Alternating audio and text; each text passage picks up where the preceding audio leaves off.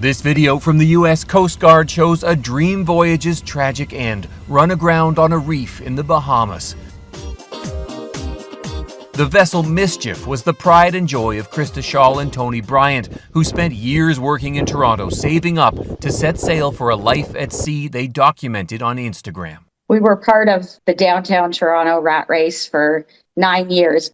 Got on the move at 6:30 By 2023, they were working remotely from the sailboat deck and showing their 8-year-old daughter Adelaide the world. Every place we'd go to, there'd be something different. Like there's dolphins jumping off the bow. Like we'd learn about dolphins. Then on Sunday, some 5,000 nautical miles from where they began, it was the weather making mischief. Their vessel was blown off course into a reef in the Bahamas. Waves battered the vessel. It took on water through a hull breach. They frantically put Adelaide in the life raft. It's something that will stick with me for the rest of my life. But she turned to me and she said, "Dad, are we going to die?" I said, "Not tonight, kiddo. We ain't dying tonight."